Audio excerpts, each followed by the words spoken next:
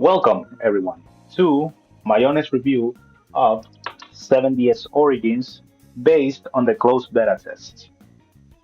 First of all, I just want to say that for me, this game has a lot of potential. I love this game.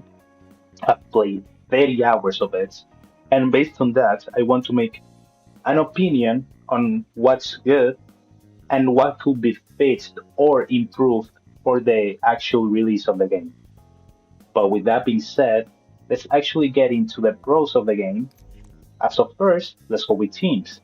The team is actually what you usually see in all of these games. A four-man squad, which in this game actually having the team in itself doesn't really make a difference.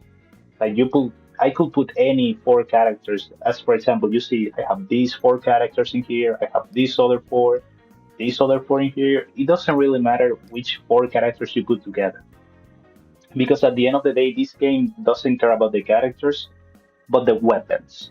But we'll get there in a minute.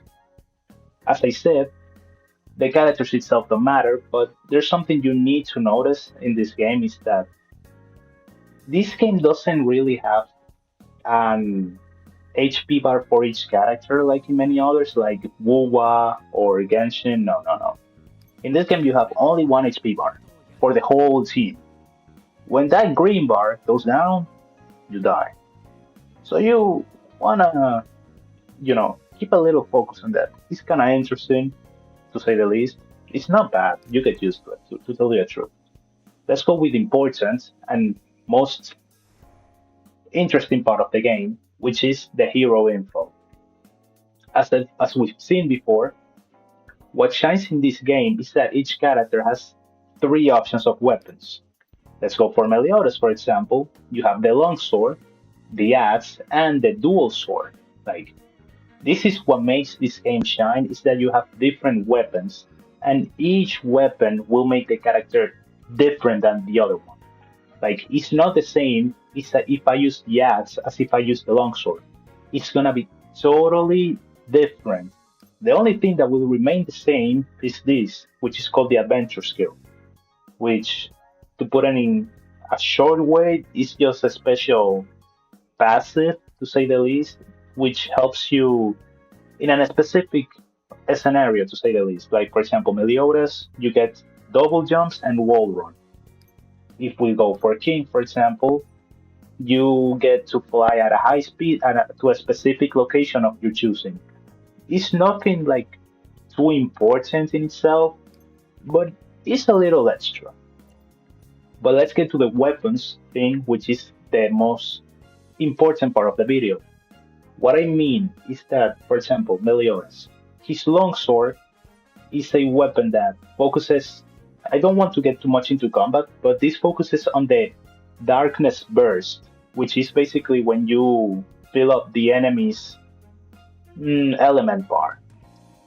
That's the whole focus of the longsword. You want to fill that and actually start doing tons of damage when that is filled. But that's the longsword. For example, the ads you want to actually do damage with everything. It doesn't matter if the burst is failed. No, it doesn't matter. Obviously, it's good, but the ads doesn't really depend on it to do like most of its damage. That's what I mean. Like everything here can actually just shoot. Can depend of the weapon. The weapon works in different ways. A character can be a DPS with one weapon, or a sub DPS with another one. That's what I'm trying to say. Like the weapon is what makes the character in this game. Like for Elaine, I have a weapon that makes her a DPS pieces, or for another one that makes her. I think this one makes her a support, if I'm not mistaken. Yes, this makes her a support. So this is what makes the game too important is that whichever weapon you chooses will make the character you're playing. So you always want to make sure what type of weapon you're going for. That mostly suits your style, of course. But let's move to the next point, which is the equipment, or in this call on this game, armor. In this game, you have two types of equipment, which is a regular ones like boots, belt, pants, chest plates. That's the regular stuff, right? And then you have engrave equipment. Oh, yeah, engrave equipment. Which why is the engrave equipment important here? Is because engrave equipment not only is a unique equipment to the character, like for example, for Meliodas we have this armor, which is only unique to him. Like if I go to King, for example, he has his own equipment, but you see that you cannot see Meliodas one here. This is a unique thing to each character. So that's something you always need to understand. And the engraved equipment comes with an extra passive for the character, as you can see, like the purple thing that is called Endless Drive. This is a special passive for Meliodas itself. So you always want to understand this game is a game that has two different types of equipment. So what in reality you want to focus is the engraved equipment. That's what you actually want to focus yourself in, and this is what will make your character probably the strongest later on. I cannot confirm it, but so far that is what it looks like. With that being said, let's move to Mastery, which in any other game is level up, but Mastery. In Mastery is where you actually strengthen your weapons. At first, let's look for another character. You start at level 30, like a level 1, when you level up your character like normally. You go from 1 to 30. And when you hit 30, you unlock what is called the mastery of each weapon. In this menu, as you can see as of now, there is four big circles that what one says one, two, three, and four. Each of those circles, when you activate them, they give you the stats to the right. These ones go to the actual character stats, so it's something you want to take into account. Like when you look at big circle, those stats go to the character. But the small ones, though, this is when it becomes different. The small ones are buffs, or well, stats that go to the weapon. Like this buff is only active when the long sword is equipped. I'm not gonna have discrete defense or resistance if I go to the axe for Meliodas. That's what I'm trying to say. This is what I'm trying to say. The weapon you choose to upgrade is going to matter, which is why I think this game is pretty cool. Like choosing for a specific weapon and making it stronger just because you want this weapon itself to be stronger and not focus on the other two. To me, I think that is pretty cool. But let's go to potential, which is probably the part that nobody's gonna like. At the very least, not the free to play people like myself, which is the dupe system or copies of the same character. This game has as you can see, 10 dupes per character. So if you want to max out a character, you need 10 dupes. That is quite a lot. I know that no, that actually is a lot. Too much, I might even say. But at the very least, the dupes don't get too crazy in itself until like you hit, for example, like each dupe obviously is different for every character, but the first like three usually are similar for each character. To tell you the truth, like it's not very different.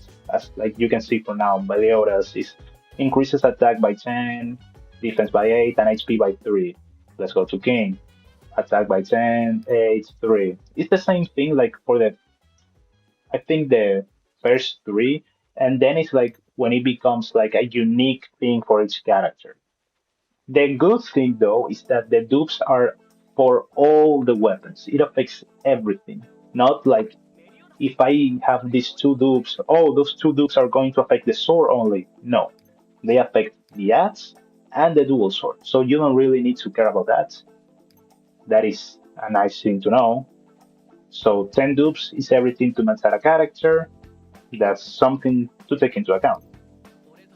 For costumes, which to me, this game is awesome in the way they manage costumes. For any other game, costumes you will have to probably pay for it. Like, I don't know, for the people that have played 7DS Grand Cross like myself, you know you pay 30 gems in that game for each costume. Of course, the costume provides you with buffs, but in this game, costumes are not only aesthetic, like you can have this costume, you can have this costume, it doesn't matter. It's aesthetic. You don't get anything from the costume. But the way to unlock the costumes is by engraving, as you might have noticed before. The moment I created this engraving is when I unlocked the costume, which is pretty cool. Because based on each engraving you create is when you unlock the customs. So it's pretty, in my opinion, at the very least, super free to play. Maybe in the actual release we'll notice a difference or not. I don't know. I do not know. But as of now, free to play. No, you cannot get more free to play than this. To tell you the truth. As we can see, there's probably gonna be a custom option for each weapons. So as of now, we cannot see. But if I have to say, it's going to be like a unique thing for each character. For example, if I had to say, it's going to be like for Meliodas, if you use a sword, a long sword, you're probably going to use the dragon's thing because I don't remember the name right now. You're probably going to use the dragon from the back, even if even if it's the broken one. It doesn't matter. You're probably going to be using that one. I could be wrong, but one could hope, you know. With that being said, let's go to actually the combat system, which if I had to say, there's not really much. Like, let's go for a boss. This game combat system is pretty straightforward in reality. Like, you can go here, if I'm not mistaken, is where the boss should be. Well, any enemy actually gets the job done. Like, you can see, you have your normal attacks, you have your special attack 1, and this special attack 2. As you can see on the right, the big purple thing is my ultimate, which if you notice, it has two orbs on the top of it. Those two orbs, you can see it as well above my HP bar. As of now, we only have 7 orbs. What does this orb mean? These orbs represent your ults. Some characters consume more orbs than others. Like for example, Meliodas has 2. He only takes 2. But King comes for 3 orbs. That's something you always want to take into account. Like the orbs is what says if you are going to be able to do an ult or not.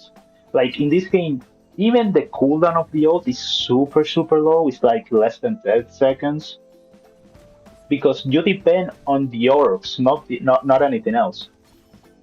That's probably like the most basic part of it. Let me show something else, which in this case will be as if you notice at the left side of the HP bar we have a blue thing that you may be wondering, oh, what is that?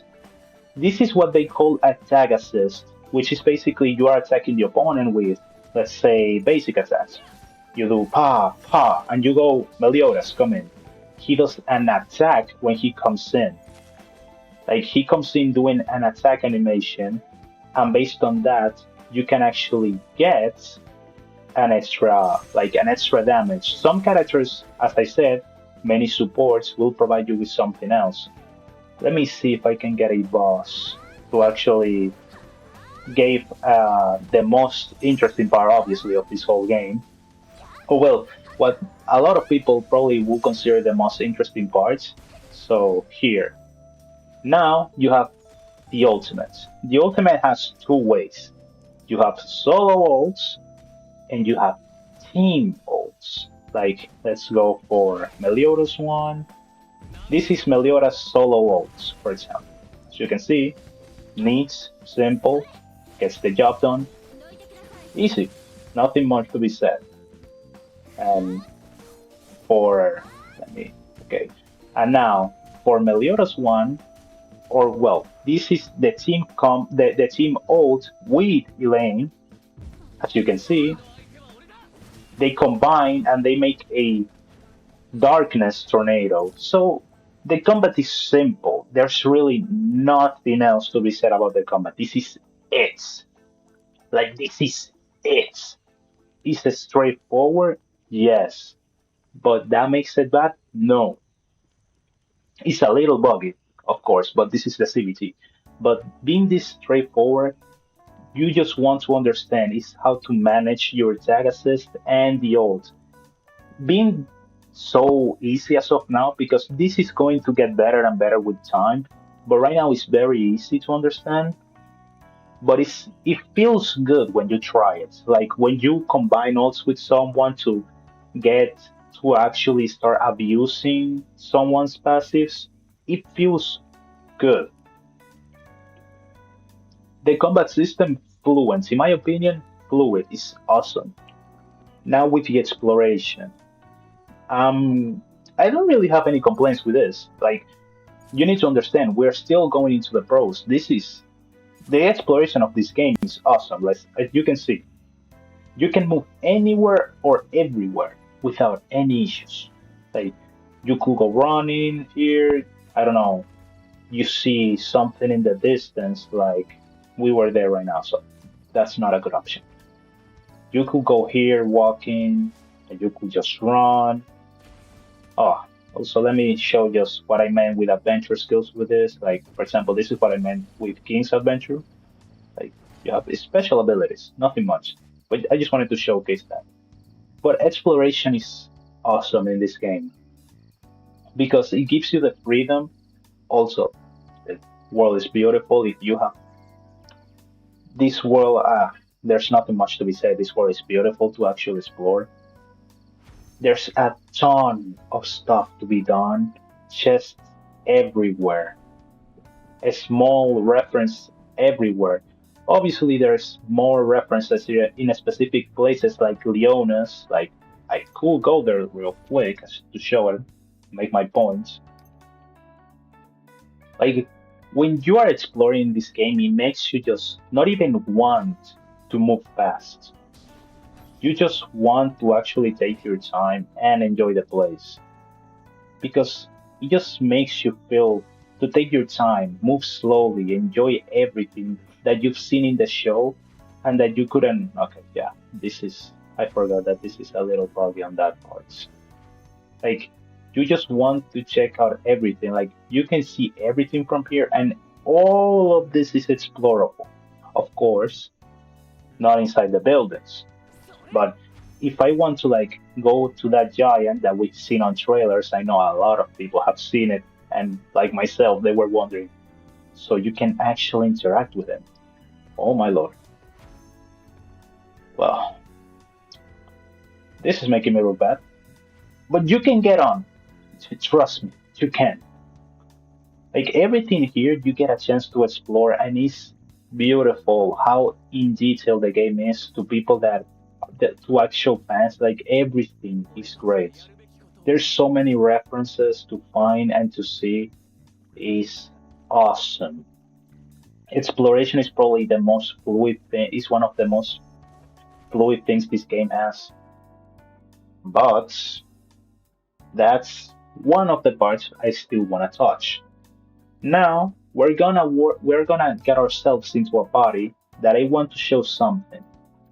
If you play Genshin, Wuthering Waves, any of these types of game, you know that when you go into a party, you lose a character.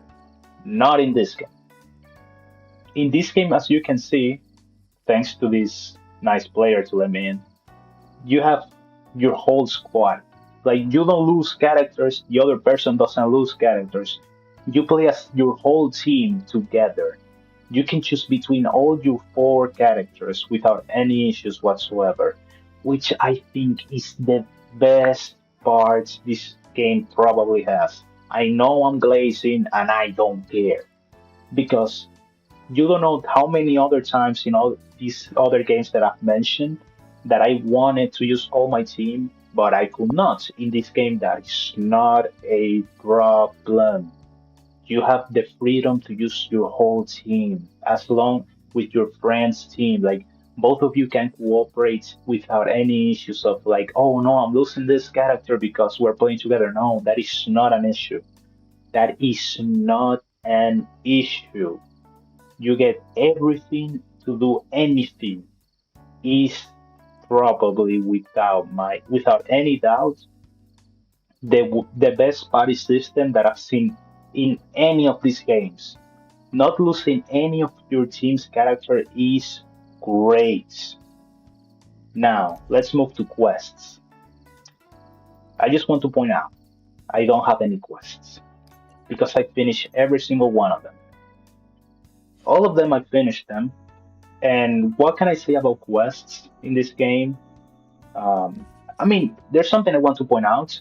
They already are thinking of the function to replay story, which to me, to come with this function right as of the very start of the game, that's probably one of the craziest things I've ever seen. Because having the chance to replay the story at any moment from the 1.0, if they actually come with it from the very start, is crazy. It's crazy. All the other games implement this function, like Index 2.0, 3.0. No, these people came right off the bat.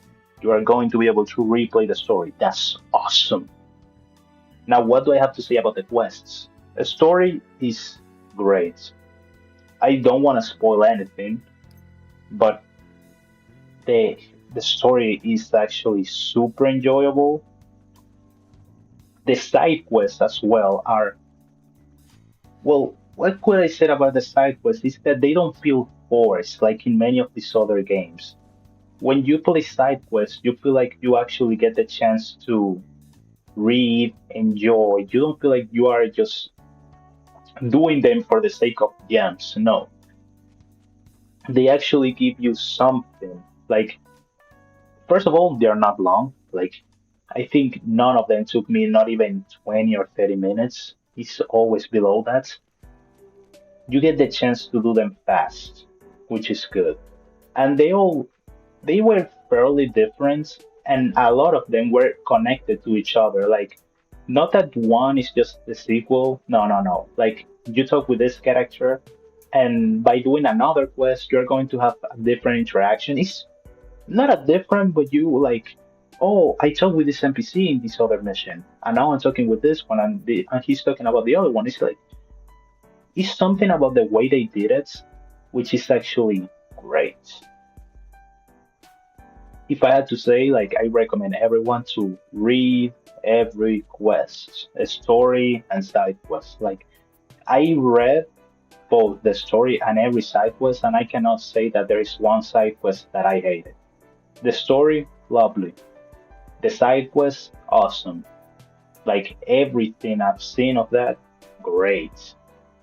Now, in animations, I don't even know if this is a subject I want to talk because animations are great. Like, what do you want me to do?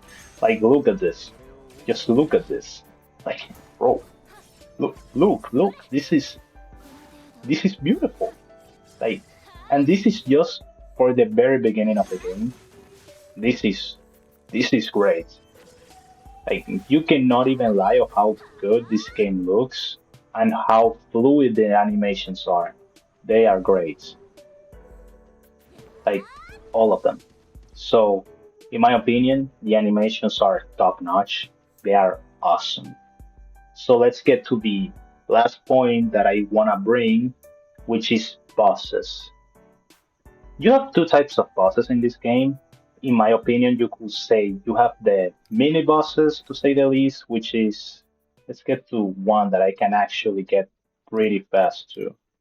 We get this, we take this. So you have mini bosses, which is ones that you usually unlock based on, oh, oh, that proved useless because now the boss. Okay, let me just, okay, just a little bit here. Okay, here. This is what I would call a mini boss, which they're either unlocked right away or you need to like do a certain side quest to unlock them. Not a story one, side quest, the blue ones. You basically They are not really that hard. They are very small, easy to take down bosses, which you will say, oh, this game doesn't have anything to actually challenge you then. Yeah, no. Because while you have these pushovers, the game actually comes out with demons, well, actual demons, in the post game. Well, not post game, but the actual bosses. Like, I just want to take this down out so you can actually see a little bit of what this is. Like this cat, the mini bosses are pushovers without a doubt. I'm not trying to like do a perfect run. I just want to show this is easy, but this is the easy ones. Like this is just your regular enemy that you beat that is just a little bit stronger. But when you want to fight real bosses, you go here, boss challenges, which are bosses that you usually will encounter in the story. Like for example, this one we did not. They gave us this one right away as like a boss you can fight.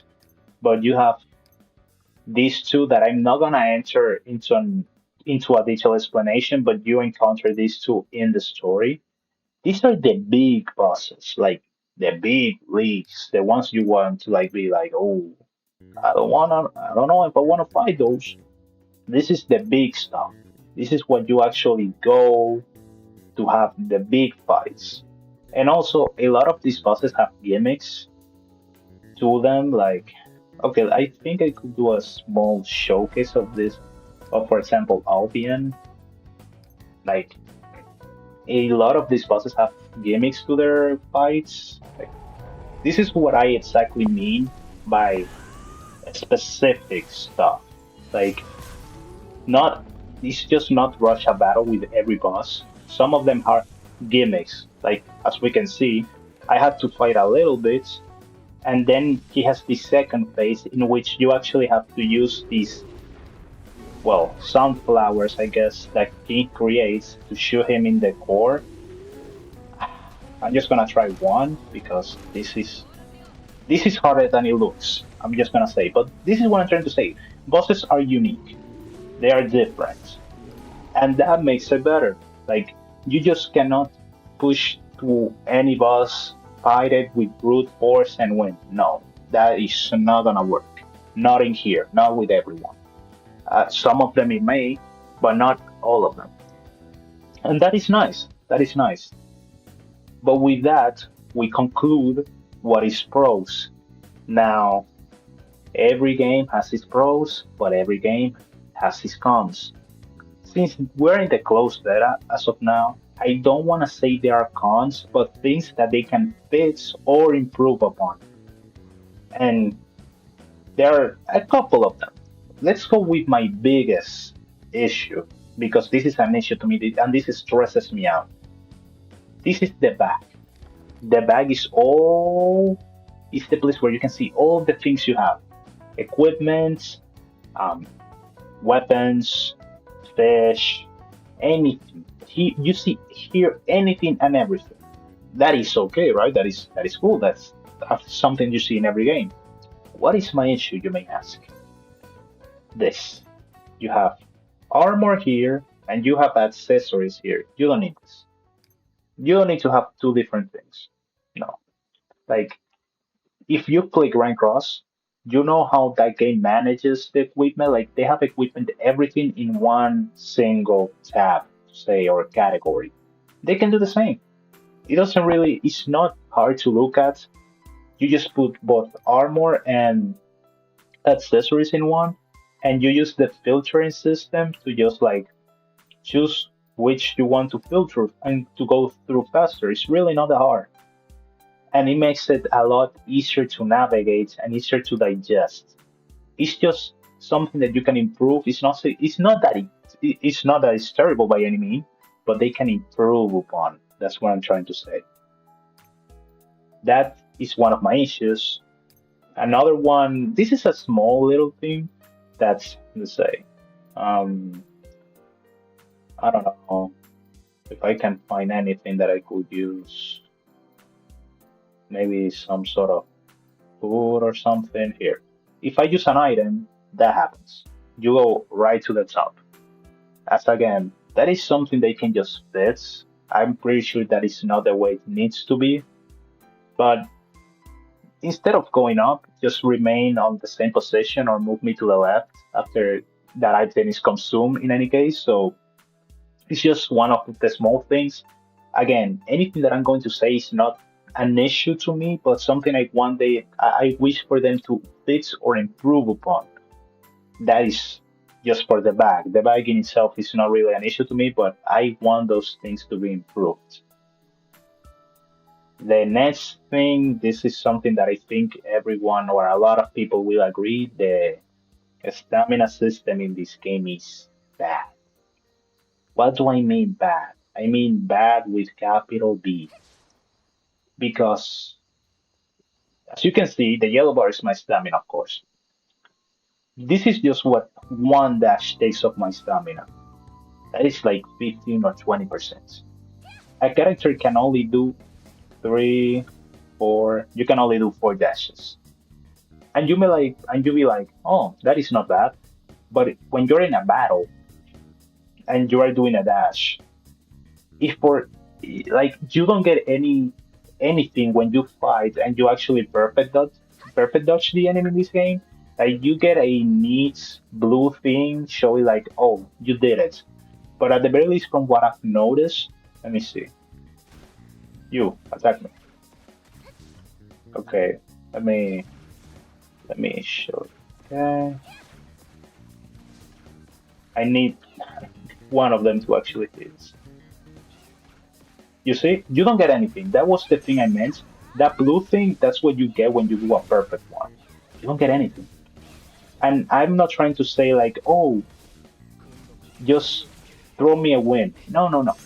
I'm just asking you for to like give something if I get the perfect one. Like the thing I think will do the best is just like fill my stamina bar if I do a perfect dodge. That's probably like the thing will be the for the best. That is not too toxic, but not too bad either.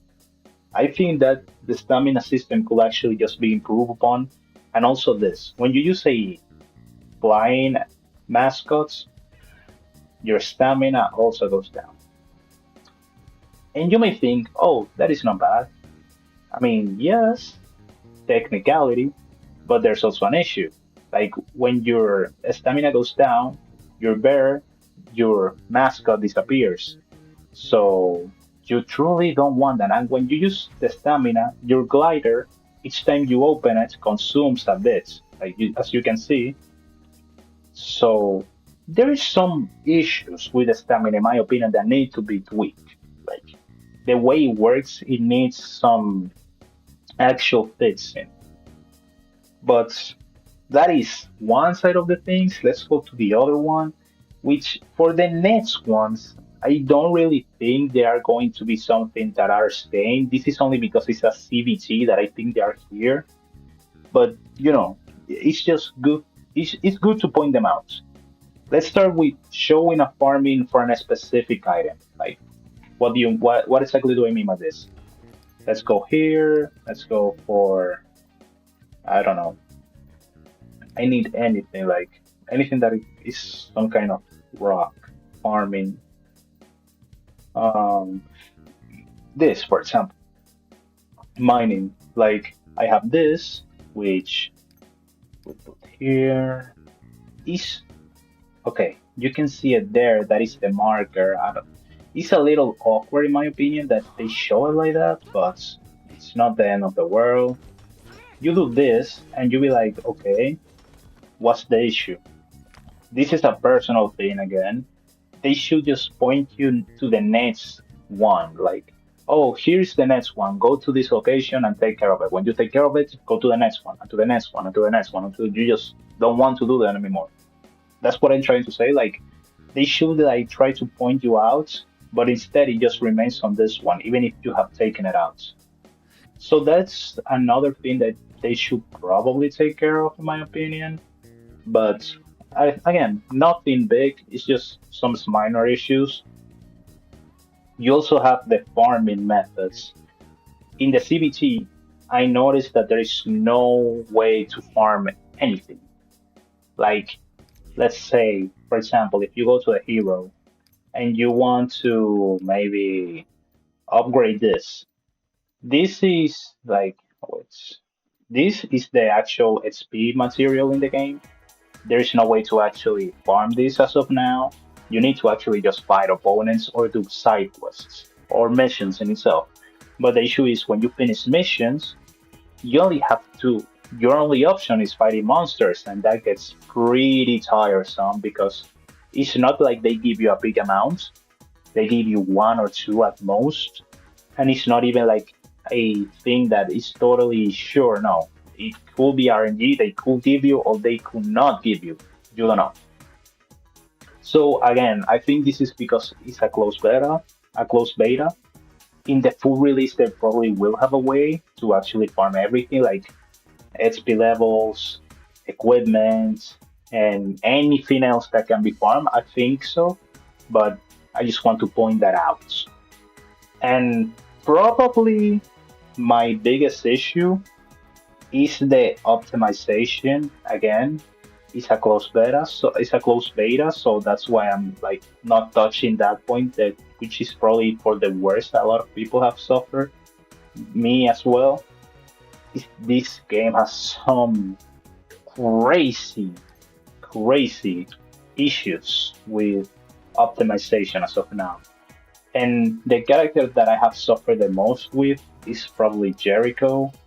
I don't know if I'll be able to trigger it here, but so let me see. Yeah, you can already tell what happened because why the fuck am I half of my body's inside of a rug? For example, this attack always is bugged. Like every time it's always getting a bug. It always gets like inside a place. It doesn't hit the opponent properly. And again, I'm not saying this is a bad thing.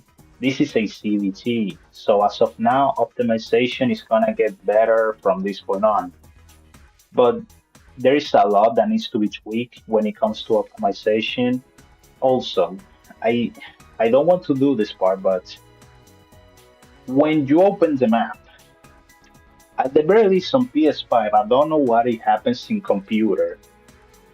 This is something that happens. I'm gonna open it, and when it starts, I'm gonna close it. But I'm gonna like put the microphone close so you can hear it. Here, give it a minute. It's going.